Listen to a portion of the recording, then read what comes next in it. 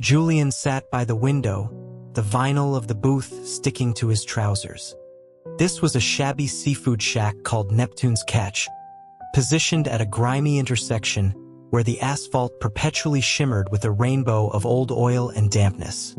Across the street, a row of equally dilapidated storefronts. A hardware store, a vape shop, a check-cashing place, slumped in the humid air. The diner's interior was no better. The walls, once white, had yellowed with age and grease, adorned with faded posters of lobster rolls and fried clams. A persistent, cloying smell of fish and bleach hung in every corner, a scent that emanated from a bubbling tank near the door where a few lonely crustaceans awaited their fate. The portly owner, seemingly immune to the odor, was snoring loudly behind the cash register. His calendar app had assured him it was an auspicious day, but Julian felt no such luck. He'd been jolted awake by a call from Kyle, who had insisted, with a grave tone, that they needed to talk. They had been together for a year, a relationship Julian considered stable, so the sudden seriousness made his stomach clench. He had rushed out, only to be stunned when his white Porsche pulled up to the curb and he saw the garish, peeling sign for Neptune's Catch. Stepping out, he'd misjudged the curb and landed one pristine leather loafer in a murky puddle. He traced its source to a leaky hose coiled by the diner's entrance. Julian's meticulous nature recoiled from places like this. He usually wouldn't even walk past them, let alone enter.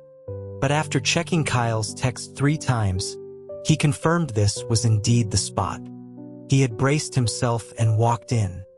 It was just after 10 in the morning, and the diner was empty. He selected the least offensive booth by the window. A young waitress started toward him with a coffee pot, but retreated after catching his cold glare. He didn't want their coffee. She then hesitantly offered him a sticky plastic menu. He informed her that he was waiting for someone. She shrugged and walked away. After an agonizing 15 minutes, Kyle finally arrived. He asked if Julian had been waiting long and if he had ordered yet. Julian replied tersely, questioning if Kyle had brought him to this dump with the genuine intention of buying him a meal. Kyle slid into the booth, a disarming smile on his face as he explained that the seafood was surprisingly good. He mentioned that he and his dance troupe came here often.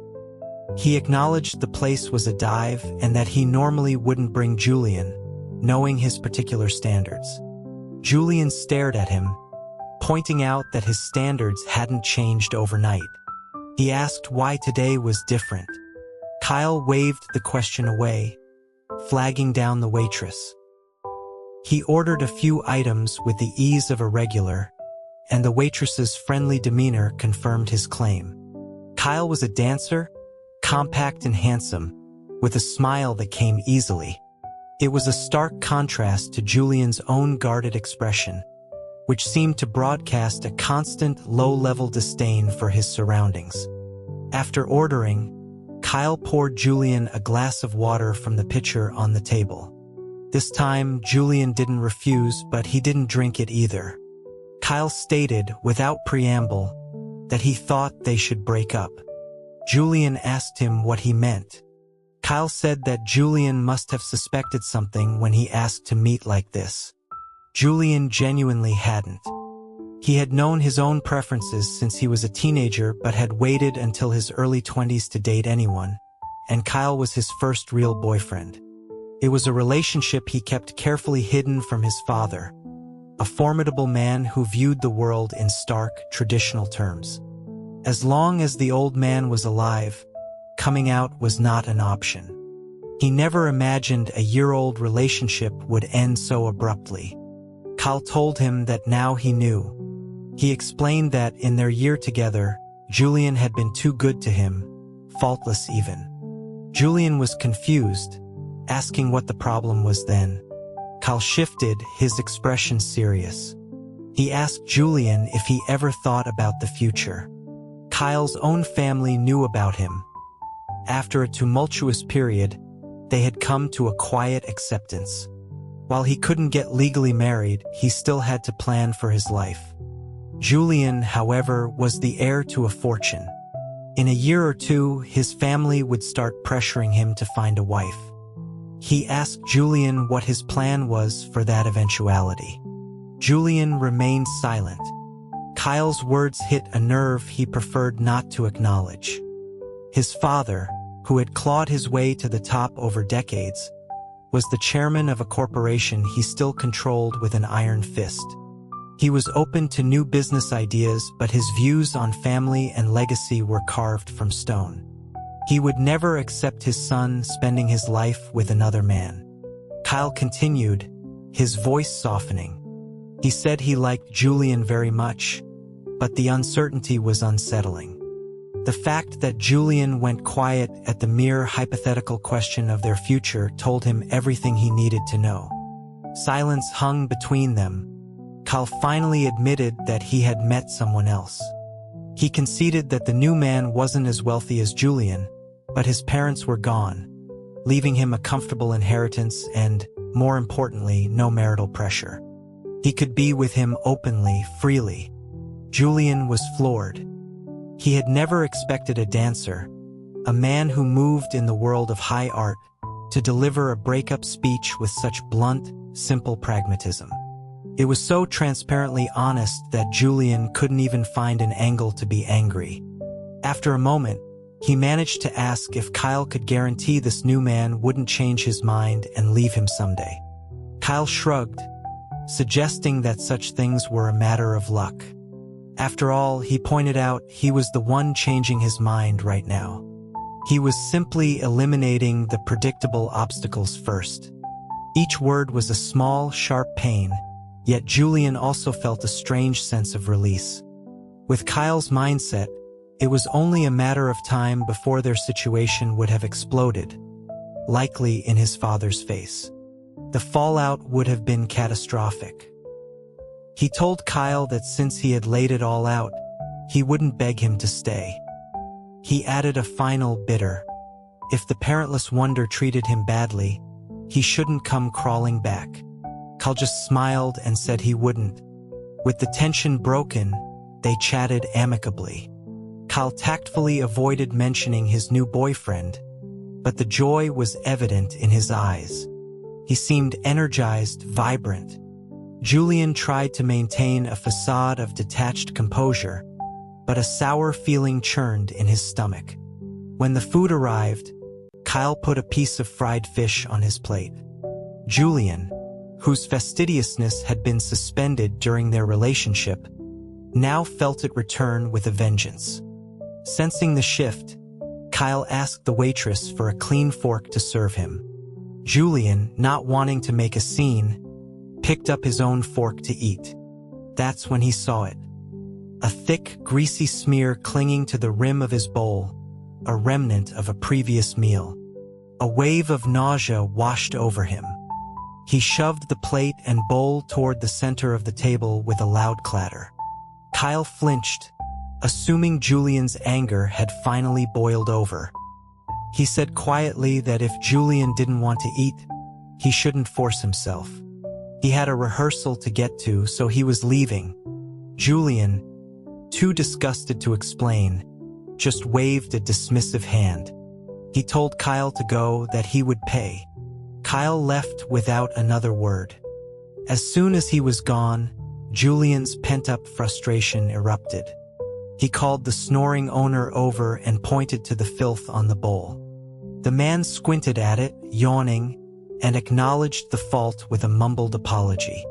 Julian demanded to know how anyone could eat from something so dirty, threatening to send a photo to the health department. The owner, trying to placate him, offered to replace the dishware and give him a free dish. Julian retorted that he had lost his appetite. He wanted the person who washed the dishes to be brought out to apologize to him personally. The owner sighed and disappeared into the back. A few moments later, he returned, followed by a young man whom he was scolding under his breath. The dishwasher seemed unconcerned. even joking to the owner that it would have been better if the customer had eaten from it, because then he could have blamed the mess on him. Julian's anger flared, but his face remained a cool mask. The young man approached the table and picked up the offending bowl to inspect it.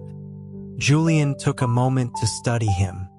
He wore a simple tank top and a heavy waterproof apron. He said he had just put that bowl by the sink. He hadn't had a chance to wash it yet. The owner immediately put on an exaggerated show of anger, asking if he was blaming the waitress for grabbing the wrong one, threatening to dock her pay. The young waitress nearby blanched. The young man glanced at her, then turned back to Julian with a wry smile. He quickly changed his story, admitting he must have mixed it up with the clean ones. He apologized and told the owner to penalize him instead. The owner told him to stop joking around. It was a poorly rehearsed act, meant to smooth things over. But Julian was in no mood to be placated. He wanted a confrontation. He told the man, in a voice dripping with ice, to show him his hands. He suggested that his hands were probably so dirty that nothing he washed could ever be clean. The young man paused, then chuckled. He remarked that the customer must be a palm reader. He played along, wiping his hands on his apron and extending them for inspection. The hands were long-fingered and strong, the skin slightly pale and wrinkled from constant immersion in water. Water droplets still clung to the backs of his hands, which smelled faintly of lemon dish soap. A worn leather cord was tied around his left wrist. Julian scrutinized them, even checking under the nails, but found nothing to criticize. Defeated on that front, he asked him his name. Nate, the young man said. Want my social security number too? I'm looking for a sugar daddy. Julian had intended to intimidate him, but Nate's flippant humor was disarming. He scoffed, asking if Nate would really give it to him. Nate replied with mock seriousness that if Julian left his address, he'd mail him his resume. The waitress giggled. Nate was handsome in a rugged way, with a straight nose and clear, dark eyes. His hair was cut short, and a faint dimple appeared near his mouth when he smiled. Julian had seen countless handsome men, and in his estimation, Nate was merely above average. He wasn't as classically beautiful as Kyle, who, spending all his time in the dance world, had a softer, more graceful presence. But Nate possessed a raw, masculine energy that Kyle lacked. They were different, yet both were types that Julian found himself drawn to. Still, his playful, mocking attitude was infuriating. Julian pressed on, asking if a simple apology was enough for the dirty bowl. Nate asked what else he wanted. He offered, with a smirk, to come home with Julian and wash his dishes all night to let him vent his frustration. Julian demanded to know what kind of attitude that was. Nate replied that he was serious. If Julian wasn't busy, he could come back when the diner closed at 11. The owner, sensing the escalating tension, stepped in again, offering to add a dish to the bill on the house. He told Nate to get back to work, but Julian wasn't finished. He insisted that if Nate was responsible, Nate should be the one to compensate him. Nate, who had started to walk away, turned back. A smile played on his lips. He agreed, but said he had no money to offer. He could only pay with his labor. 11 o'clock, by the front door. Wait for me. Without waiting for a response, he disappeared into the kitchen.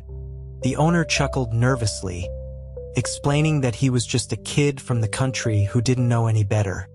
But Julian was agitated, his bad mood easily provoked. He stood up, declaring that he would be there. He warned the owner to make sure Nate didn't run off. The owner, seeing other customers arriving, assured him Nate wouldn't. He lived there. Julian threw some cash on the table and left without looking back. The summer heat intensified the fishy smell outside, mixing it with something else, something vaguely rotten. Julian drove aimlessly through the city streets.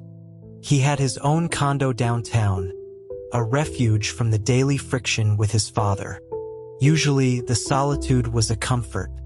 But today, reeling from his first real heartbreak, the emptiness of his apartment felt suffocating. He preferred to wander. When he got tired of driving, he checked into a hotel and slept. He woke up to a dark room. The city lights glowed outside his window. He decided to go to a bar. He was navigating the narrow downtown streets, about to call some friends, when he looked up and realized where he was. The garish sign of Neptune's Catch loomed above him. The name conjured Nate's smiling, challenging face and his words. 11 o'clock, by the front door. Wait for me. Julian checked the time. It was 10:30. The diner was empty of customers. The young waitress was wiping down tables, and the owner was gone. After she finished, she called someone from the back. Julian squinted and recognized Nate. He helped her lock the glass doors and pull down the metal security gate. After they said their goodbyes, Nate walked toward a small alley on the side of the building. Julian started his car and followed slowly. When Nate reached the back entrance of the diner, Julian honked. Nate turned, a flicker of surprise on his face, which quickly morphed into a grin. He approached the car. He said he was surprised Julian had actually shown up, and right on time. He asked him to wait a moment while he turned off the lights inside. Julian had been acting on impulse, the sting of Nate's challenge still fresh. He had forgotten all about their arrangement until he found himself back on this street. Now, seeing Nate's casual confidence, his anger rekindled. He had nothing better to do, so he decided to see this through. Nate came back out, having shed the grimy apron. He was wearing the same tank top, khaki work pants, and a pair of flip-flops. He walked over to the Porsche and pulled on the passenger door handle. When it didn't open, he asked how to open it. Julian unlocked it from the inside. Nate climbed in, not at all intimidated, and shifted in the leather seat. He commented on how nice and comfortable the car was. Julian reminded him coldly to put on his seatbelt. Nate looked around, asking where it was. Julian pointed to his right. Nate pulled the belt across his chest and asked what to do with it. Julian asked if he had never been in a car before, then showed him where to buckle it. Nate admitted he had never been in a car like this. He mimicked the diner owner's tone, calling himself a country boy who hadn't seen much of the world. He then asked if Julian wasn't afraid he would be kidnapped and sold. Nate scoffed, saying he wasn't a girl or a child, so who would want to buy him? Julian glanced at him. Nate was curiously touching the dashboard and the interior trim. In profile, his features were sharp, his eyelashes long. He was, Julian had to admit, quite handsome. Julian thought to himself that in this day and age, it wasn't just girls and children who were in demand. This naive kid was the type to get sold and still help the trafficker count the money. He drove Nate back to his own building, a sleek, modern tower in a wealthy part of the city. As they got out in the underground garage, Nate looked up at the towering structure. He asked if the entire building belonged to Julian. Julian, annoyed by the question, confirmed that his unit did. Nate wondered aloud if all his relatives lived there with him. Julian curtly replied that he lived alone and told him to stop talking and get moving. Inside the spacious, minimalist apartment, Nate's unfiltered comments continued. He asked why one person would want to live in such a huge place. Julian shot him a glare and told him to keep his mouth shut if he couldn't say anything intelligent. The kitchen was to the right of the entrance. Although Julian never cooked, it was fully equipped with top-of-the-line appliances. It was enormous, with a curved wall of floor-to-ceiling windows facing the city. A deep red, semicircular booth was nestled against the glass. Nate, the self-proclaimed country boy, couldn't help but remark that the kitchen was bigger than the whole diner. Julian told him it was none of his business. He reminded Nate of their deal, a full night of washing dishes, and warned him not to back out. Nate asked where the dishes were. Julian pointed to a cabinet. Nate opened it and pulled out a stack of pristine plates. He commented that they were already so clean, there was no sense of accomplishment for him. "That's easy to fix," Julian said. "Just wait." He proceeded to take every clean plate, bowl, and glass from the cabinets and tossed them into the large stainless steel sink. He then grabbed bottles of olive oil, soy sauce, and balsamic vinegar from a rack and poured them all over the pile. "Wash," he commanded. Nate was stunned for a moment. Then a slow, amused smile spread across his face. He shook his head, remarking that Julian must not be the one who pays the bills. Julian told him to stop talking and start washing, declaring that he would be watching. He grabbed his tablet from the living room, settled into the comfortable booth, and pretended to browse the internet while supervising Nate. The entire situation was absurd. If Nate hadn't been so provocative, Julian would never have wasted his time on something so pointless. But he had slept all afternoon and was wide awake, full of restless energy. Nate turned on the faucet. He first removed the worn leather bracelet from his wrist, placing it carefully on the counter beside the sink. As the water ran, he explored the fixtures, his curiosity piqued by everything in the lavish kitchen. Julian drank an espresso and, when he tired of his tablet, turned on the large television mounted on the opposite wall. He put on a movie. Nate watched it too, his head turned towards the screen as he worked, never missing a beat. Julian's focus wasn't on the movie. His eyes kept drifting to Nate. He had always been drawn to good-looking men, and heartbreak didn't diminish his appreciation for aesthetics. As Nate watched the TV, his hands busy in the soapy water, the muscles in his back shifted and flexed beneath his thin tank top. The sight was unexpectedly captivating. Julian was engrossed in his surreptitious observation when Nate suddenly turned around and walked toward him. "Finished," he announced. "So soon?" Julian was taken aback. "You didn't cut any corners, did you?" "I'm going to check." "Check all you want," Nate said with a grin. "Anything else to wash?" Julian was at a loss. It wasn't a restaurant. He didn't have an endless supply of dishes. He went to the sink and inspected the neatly stacked plates and glasses. Each one was sparkling as if brand new. "It's mediocre," Julian said, his voice betraying none of his grudging admiration. He then picked up the entire stack and dumped them back into the sink. "Still early. Wash them again." The words sounded unreasonable even to his own ears. But seeing Nate's easygoing, unbothered smile made him want to provoke a reaction, to see him finally lose his temper. Whether the dishes were actually washed again was irrelevant. To his disappointment, Nate showed no sign of anger. In fact, he seemed genuinely amused. He told Julian that this wasn't a challenge at all. Just pouring some soy sauce on them was too easy to clean. Julian felt a surge of frustration. He felt as though Nate was a masochist. "Not challenging enough for you? Fine. I'll find you a challenge."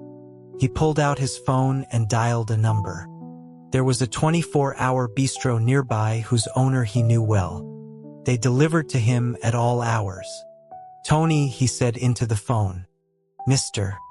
Thorne, you need a late-night snack?" "Not exactly. Do you have any dirty dishes?" There was a pause.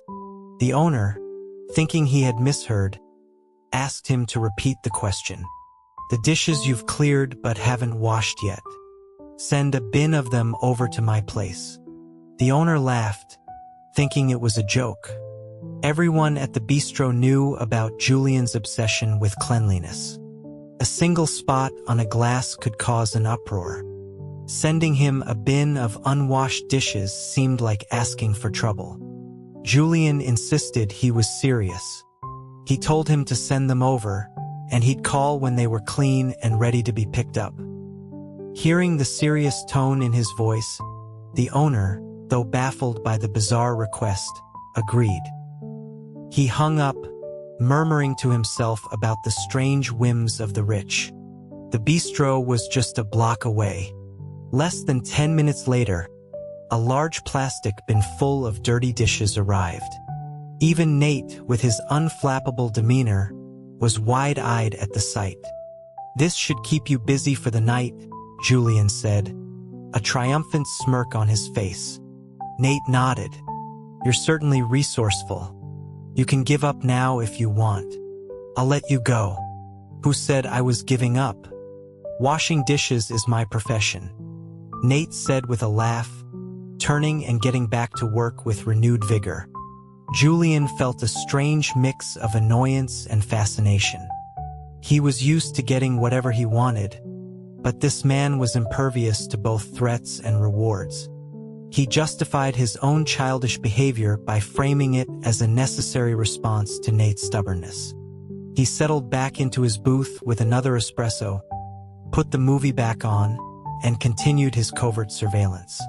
Nate seemed to be in good spirits, humming along to the movie's soundtrack as he scrubbed. "Hey, they're done." Nate's voice roused Julian from a light doze. He blinked, looking over at the sink. The clean dishes were stacked neatly on the counter. He rubbed his eyes and walked over, ready to play the part of the harsh inspector one last time. Nate teased him, asking if the master wanted him to wash them a third time. Julian shot him a glare, telling him not to get addicted to it. Julian conducted a mock inspection. Not only had Nate washed every dish to a perfect shine, but he had also scrubbed the entire sink and even wiped down the plastic bin they had arrived in. A man as particular as Julian couldn't find a single flaw. He felt a pang of disappointment. "You did a good job this time," he said grudgingly. "What took you so long at the diner? I told you that bowl got mixed up with the clean ones. And whose fault is that?" Mine? "No, not yours. My fault.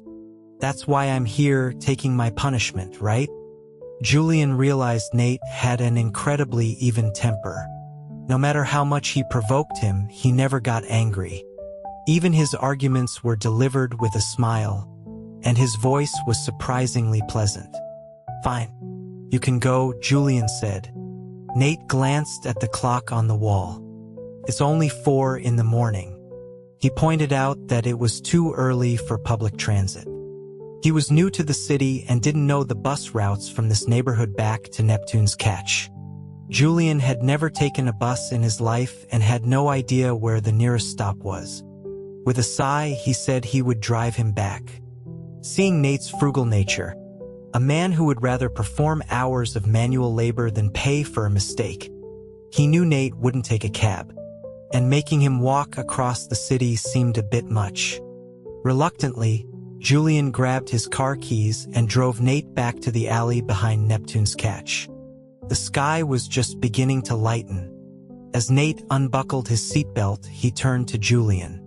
"Hey, thanks. My name isn't Hey, right? What was it again?" "It's Julian Thorne."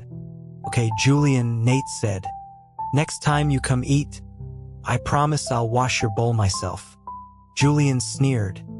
He said that with their restaurant's abysmal hygiene, he wouldn't come back even if they sent a limousine for him. Nate shot back, "Suit yourself. If you don't come, that's 2 fewer bowls for me to wash. I get paid the same either way." Julian didn't bother to reply. He just sped off, leaving Nate standing in the alley. Nate watched the white Porsche disappear before turning and heading inside the diner.